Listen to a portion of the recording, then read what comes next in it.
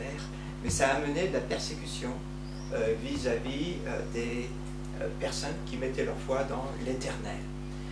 Et donc, Élie vient de l'autre côté du Jourdain et du territoire à l'époque aussi d'Israël, mais de l'autre côté du Jourdain, et il vient pour annoncer le jugement de Dieu contre Israël.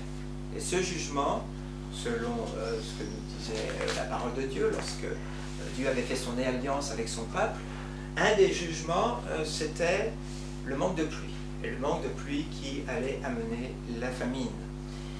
Donc, Élie confronte Akab et lui dit, il n'y aura plus de pluie jusqu'à ce que moi-même je prie l'Éternel. Et il ne dit pas combien de temps cela va durer, et puis il s'en va et va se cacher pendant un moment, selon ce que l'Éternel lui avait dit, hein, il va se cacher près du torrent de Kérit. Alors on ne sait pas trop où c'est, mais toujours est-il que c'est encore une fois de l'autre côté du Jourdain, il repasse au Jourdain, et il va y rester un moment seul, nourri par des corbeaux qui lui apportent 2 fois par jour du pain. Il a l'eau du torrent et du pain. Et ça va être l'occasion pour ce prophète d'apprendre à dépendre de Dieu, d'apprendre la patience, d'apprendre la communion avec l'Éternel. Et puis ce qui devait arriver arriva. On ne peut pas se tenir tranquille. Hein. Il y a toujours des choses qui vont évoluer dans la vie et le torrent se tarit. Alors ça c'est certainement à cause du manque de pluie. Et donc Dieu dit à Élie, maintenant tu vas traverser le Jourdain et tu vas aller à l'autre bout, tu vas traverser tout Israël et tu vas aller sur la côte méditerranéenne, dans le pays de la Phénicie. Alors là c'est extraordinaire. Tu vas aller à Sérapta. Sérapta, c'est pas très très loin des villes phéniciennes importantes, c'est à 15 km de Sidon. Et là, c'est le territoire, justement, c'était le territoire de Jézabel. La reine maintenant qui est mariée avec Akab et qui persécute le peuple de Dieu en Israël. Alors, c'est quand même un grand voyage, 150 km, pour aller voir une veuve. Dieu lui dit, une veuve va s'occuper de toi. Alors, c'est assez extraordinaire, hein, parce que les veuves, c'était les gens qui n'avaient pas de moyens. Il y va à Sérapta, il trouve une veuve, et il lui demande d'abord si elle veut bien lui apporter un peu d'eau. Ça c'est le premier test, elle dit oui. Elle va lui chercher de l'eau. Et alors il lui demande si elle peut lui faire du pain. Second test. Et là, elle lui dit, malheureusement, j'ai attrapé un petit peu de bois pour faire un petit feu. Je vais prendre la farine qui me reste, le peu d'huile qui me reste, je vais faire du pain pour moi et mon fils. Et après, nous attendons la mort. Et alors là, c'est le test de foi. Élie lui dit, tu me fais du pain d'abord, et voilà ce que Dieu va faire pour toi. Il va renouveler ta farine et ton huile. Et il continuera de le faire. Et donc cette femme va faire ce pas de foi quand même assez extraordinaire et d'obéissance. Elle va les faire ce que Élie lui a demandé. Et maintenant, Élie va vivre avec elle. Il vit sur le toit. La maison avait des toits plats. Et donc il a une place sur le toit, une petite chambre sur le toit. Il va vivre là. Et la situation semble assez stable. Alors ce qu'il faut noter, c'est que le peuple d'Israël se fait confiance à Baal et commence à vivre dans la famine et toutes sortes de problèmes. Et cette veuve étrangère fait confiance en l'Éternel et vit de la providence de Dieu. Donc là, il y a un renversement assez extraordinaire. Alors, si vous avez vos Bibles, j'aimerais que vous tourniez avec moi dans 1 Roi au chapitre 17, et nous allons lire à partir du verset 17. 1 Roi, chapitre 17, verset 17. Quelque temps après, on ne sait pas combien de temps, mais quelque temps après, donc, Élie vit là et avec cette femme et son fils. Quelque temps après, le fils de la veuve qui avait accueilli Élie tomba malade. Le mal devint si grave qu'il cessa de respirer. Alors là, catastrophe. Une catastrophe, hein, on ne sait pas quelle maladie il avait, mais alors que la veuve et que Élie semble vivre dans la volonté de Dieu, et on voit la providence de Dieu qui continue avec la farine et l'huile qui continue de venir chaque jour, il y a quand même la catastrophe qui arrive. C'est une surprise, bien sûr. Quelle est la réaction? Verset 18.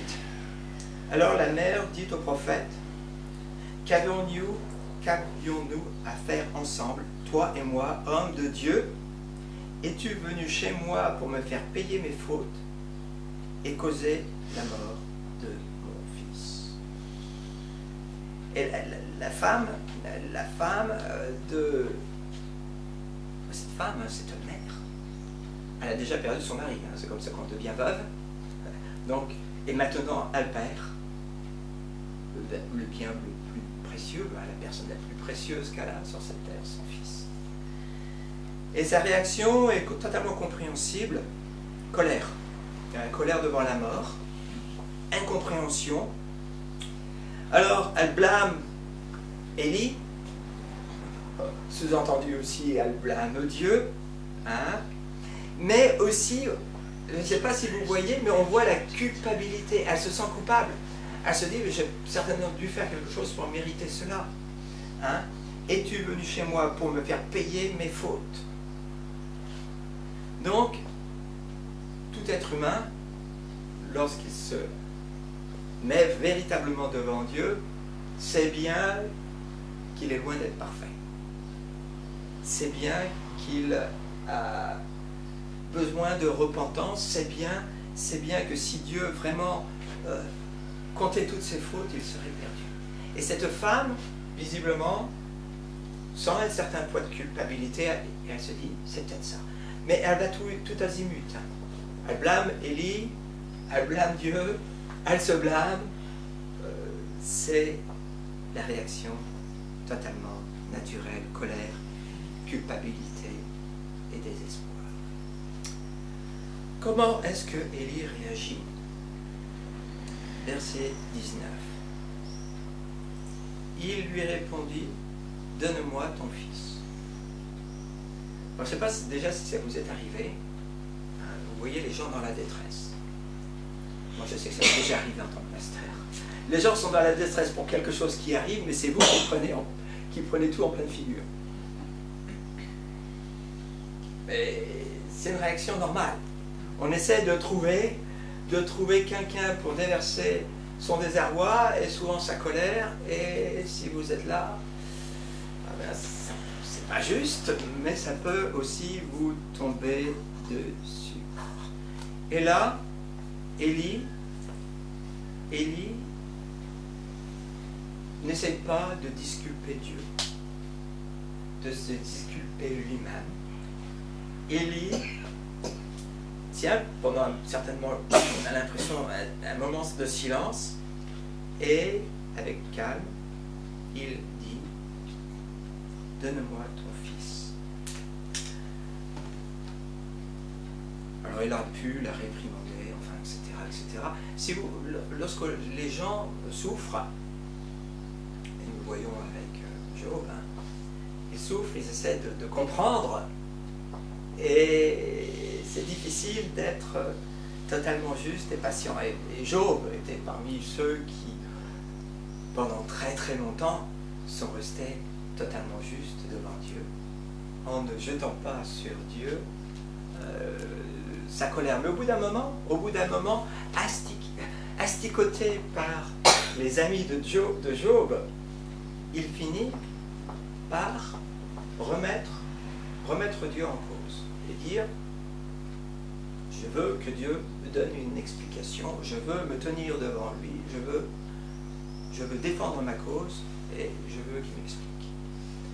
Si vous connaissez l'histoire de Job, qu'est-ce qui se passe? Est-ce que Dieu lui explique? Non, Dieu ne lui explique rien du tout. Dieu est souverain. Et les choses qui nous arrivent dans la vie, nous ne les comprenons pas toujours. Ça, c'est une leçon qu'il faut connaître. Parce que si vous imaginez, je suis dans la volonté de Dieu, donc rien de mal ne peut m'arriver, vous aurez un jour une très mauvaise surprise. Vous pouvez être dans la volonté de Dieu et pourtant avoir des choses qui vous arrivent qui sont incompréhensibles.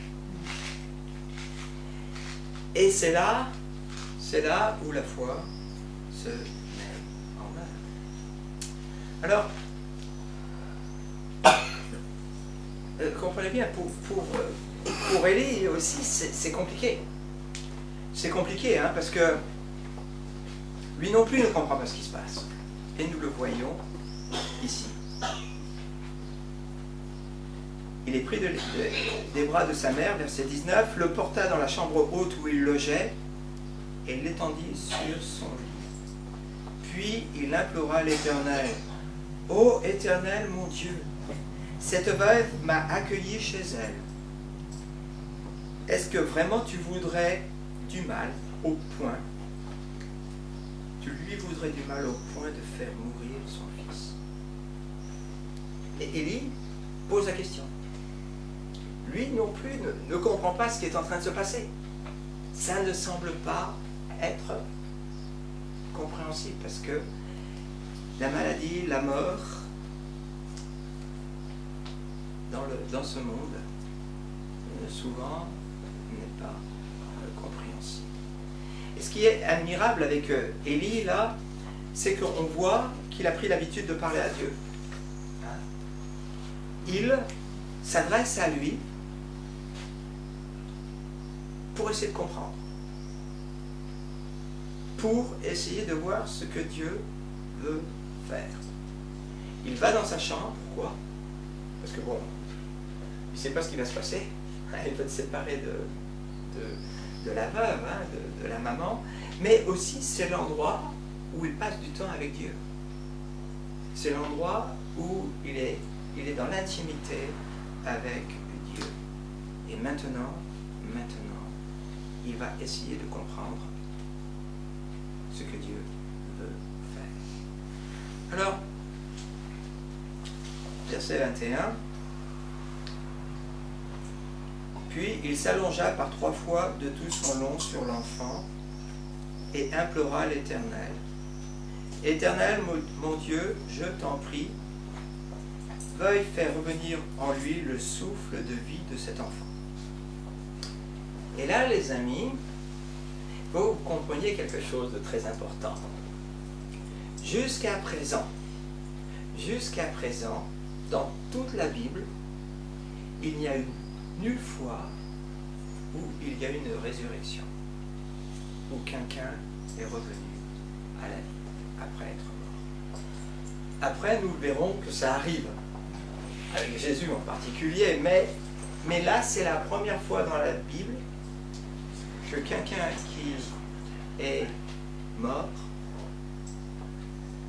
Élie, par la foi, sait que Dieu est capable de faire. Ça, c'est absolument extraordinaire, parce que c'est sans précédent. Il ne peut pas dire ce que tu as fait avec Abraham, ou ce que tu as fait avec Moïse, ou ce que tu as fait avec David. Hein? Je te demande, Seigneur, que tu le fasses pour moi. Non. Il sait que Dieu est capable de faire des choses extraordinaires, que notre Dieu dépasse par ses capacités tout ce qu'on peut imaginer. et que puisque c'est Dieu qui nous donne la vie, c'est Dieu qui nous donne le souffle de vie, Dieu est aussi capable de ramener cet enfant à sa vie. Mais rien n'est assuré. Alors, s'allonger par 3 fois de tout son long sur l'enfant, c'est un peu curieux, mais bon, il n'y a pas d'autre exemple. Normalement, lorsque vous rentrez en contact avec un mort, dans les lois données par Moïse, vous devenez rituellement impur. Donc, normalement, on ne veut pas toucher un mort. Enfin, vous me direz, il a déjà pris dans les bras. Hein, mais tout ça est très curieux et on ne sait pas exactement pourquoi. Pourquoi par 3 fois? Est-ce que c'est parce que Dieu est 3 fois saint? Franchement, on ne sait pas. Et qu'est-ce qui se passe? Verset 22. L'Éternel exauça la prière d'Élie.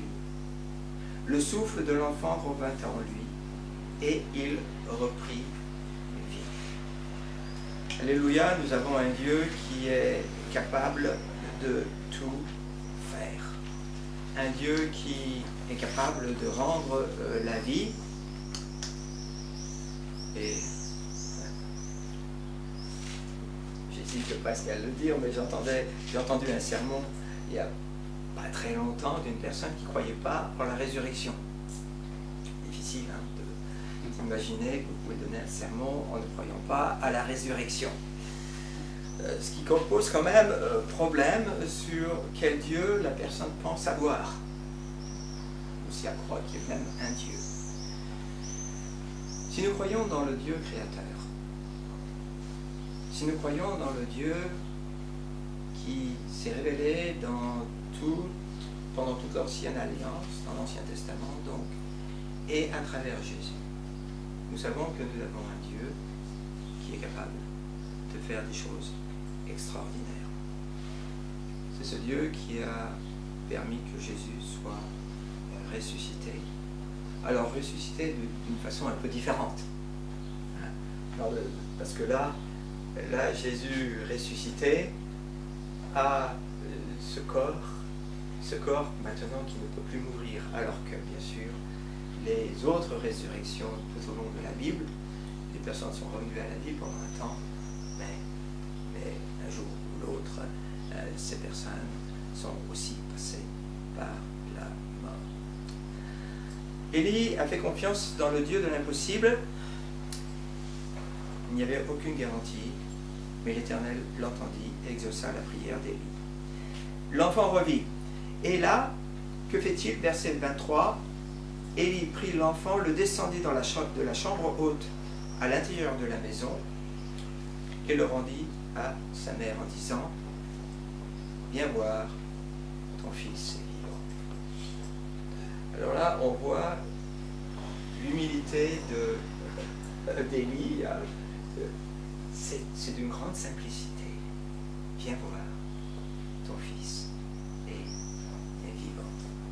Alors c'est un moment absolument exceptionnel. Et la femme s'écria: maintenant je sais 2 choses. Que tu es un homme de Dieu et que la parole de l'Éternel que tu prononces est vraie. Elle savait déjà qu'il était un homme de Dieu et elle avait déjà expérimenté une partie de la providence de Dieu. Mais là, elle voit un autre niveau, et nous aussi. Alors, nous devons savoir que parfois nous serons confrontés à des choses qui sont absolument impossibles. Impossible. Nous savons que nous avons le Dieu de l'impossible. D'ailleurs, nous avons chanté un chant parlant d'avoir un tout petit peu de foi, minuscule, et avec ça, de voir les montagnes se déplacer, etc., etc. Ça, bien sûr, ça vient de la parole de Dieu. Pourquoi? C'est pas parce que c'est notre foi qui agit, c'est parce que notre foi fait confiance au Dieu créateur, au Dieu souverain, au Dieu qui est capable de dépasser nos attentes. Ce qu'il faut comprendre, c'est que lorsque quelque chose arrive dans notre vie, Dieu n'est pas surpris. Nous, on l'est, on ne s'y attendait pas, mais Dieu n'est pas surpris. Dieu n'a pas été surpris lorsque le fils de cette veuve est décédé.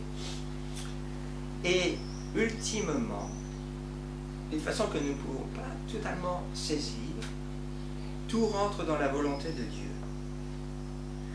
Alors, ça peut être tordu, parce que on voit que dans la volonté de Dieu, il permet que des choses injustes arrivent. Ultimement, c'est lui qui est souverain. Et ça, c'est quelque chose de très compliqué à comprendre. Il permet certaines choses. Et d'ailleurs, dans tout le Nouveau Testament, et même dans l'Ancien, on voit que parfois il permet des choses que les psalmistes ne comprenaient pas, que les prophètes ne comprenaient pas. Ils disaient, comment se fait-il que les méchants, tout semble aller bien pour eux? Comment se fait-il que l'injustice règne et que ceux qui sont injustes semblent gagner? Comment se fait-il que des peuples qui sont plus méchants que nous sont envoyés par Dieu pour nous punir? Alors, ce sont des peuples. Nous, oui, on est plein de fautes et de péchés, mais ces peuples qui nous envahissent pour nous punir sont encore pires. Comment cela se fait-il? Et souvent, les trois quarts du temps, Dieu ne répond pas. Dieu n'a pas répondu à Job, ou pas du moins à la question de Job. Ce que Dieu a fait avec Job, vous vous souvenez, il s'est montré tel qu'il est. Il dit, c'est moi le créateur de toutes choses, explique-moi comment j'ai créé. Comment j'ai créé la terre, comment j'ai créé les animaux, comment je m'occupe des animaux. Explique-moi comment les choses marchent, puisque tu sembles être si fort. Et Job a compris. Waouh! Devant Dieu, qui peut tenir? Et devant Dieu, vous avez deux choses, lorsque les choses se passent mal. La première chose que vous pouvez faire, la plus mauvaise, c'est de vous rebeller contre Dieu. Alors vous avez le droit de dire à Dieu, je ne comprends pas. Vous avez le droit de dire à Dieu, je suis triste. Vous avez le droit de dire à Dieu, Seigneur, viens à mon aide. Toutes ces choses, bien sûr. Mais là où l'ennemi va fonctionner, si vous commencez à dire, Dieu, tu es injuste.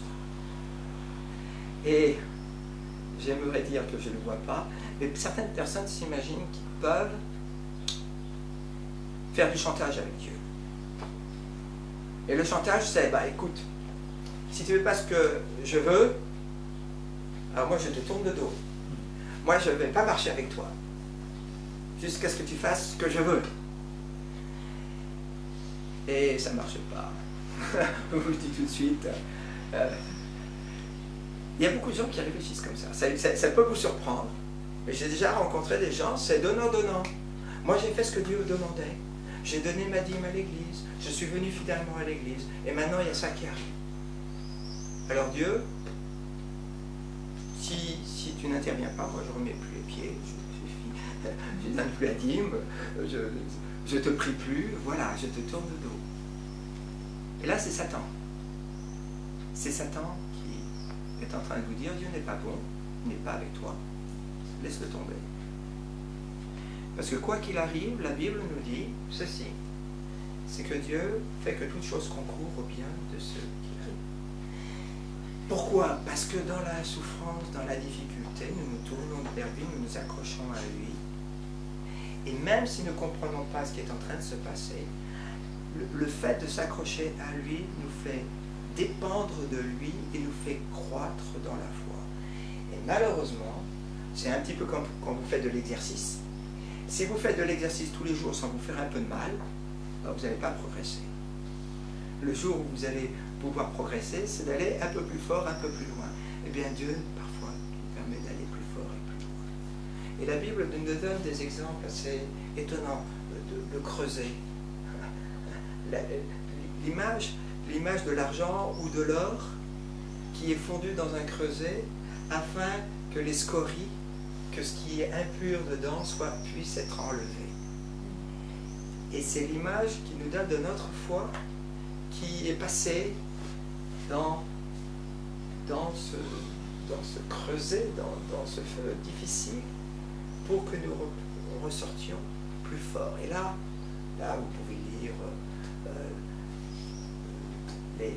l'épître de Pierre, vous pouvez lire l'épître de Jacques, en fait vous pouvez lire tout le Nouveau Testament qui nous dit de façon très très claire que Dieu, même lorsque nous sommes frappés, que Dieu reste souverain et qu'il est là. Et la personne de foi qui a l'habitude de rencontrer Dieu journellement est prête, lorsque la situation impossible arrive, à rester proche de lui, à rester humble devant lui et de s'accrocher avec lui, à lui, avec foi. Nous avons un Dieu qui est capable de faire ce qui est pour nous totalement impossible. Nous avons un Dieu qui est créatif, un Dieu qui est le Dieu extraordinaire. Alors les amis, nous allons continuer. Nous allons continuer avec Élie et voir à partir du verset 18 qu'est-ce qui se passe. La femme, la veuve, une étrangère, croit véritablement en Dieu maintenant et sait que les paroles du prophète sont les paroles de l'Éternel qui dit la vérité. Bien des jours s'écoulèrent. Au cours de la 3e année de sécheresse, l'Éternel adressa la parole à Élie en ces termes: va trouver Akab et je ferai pleuvoir sur ce pays. Alors ça fait 3 ans quand même. Ça fait un bon moment où il n'a pas plu. Là où je ne sais pas, j'ai entendu dire en venant sur la radio que nous sommes en vigilance orange. Je pense que c'est peut-être dû au feu. J'ai pas trop. J'étais à la radio, je n'ai pas vérifié. Mais on est passé en vigilance orange, probablement de problèmes de feux de forêt, etc. Pourquoi? Parce que ça fait un petit moment qu'il n'a pas plu. Et qu'il fait très chaud. Alors en Israël, il fait aussi très chaud. S'il n'a pas plu pendant 3 ans, imaginez. Va trouver Akab et je ferai pleuvoir sur ce pays. Alors voilà, Élie partit afin de rencontrer Akab. Comme la famine s'était aggravée à Samarie, alors Samarie, c'est la capitale où se trouve Akab. Akab avait convoqué Abdias, l'intendant de son palais. Celui-ci craignait l'Éternel. Lorsque la reine Jézabel avait voulu exterminer tous les prophètes de l'Éternel, Abdias avait sauvé 100 d'entre eux en les cachant en 2 groupes de 50 dans des grottes et en leur procurant à manger et à boire. Alors là, je ne sais pas pour vous, mais première surprise, on nous parle d'Abdias. On va voir pourquoi on nous parle d'Abdias, mais je pense ici qu'on nous donne un détail, 2 détails assez extraordinaires. Le premier détail, c'est quoi? C'est qu'il y a eu une grande persécution dans le pays d'Israël. La reine Jézabel fait tuer les prophètes de l'Éternel. Visiblement, il y en a quand même pas mal. Hein, il y en a 100 qui sont sauvés, ça veut dire qu'il y en avait plus avant. Donc ça veut dire quoi? Ça veut dire que Élie n'était pas le seul prophète de l'Éternel. Mais les autres ont été tués. Alors, pourquoi ne persécute-t-elle pas les prêtres? Mais parce que les prêtres de l'Éternel sont dans le pays de Juda et leur prêtrise se fait dans le temple de l'Éternel qui est à Jérusalem. Donc visiblement, il n'y a plus vraiment de prêtres de l'Éternel dans le coin.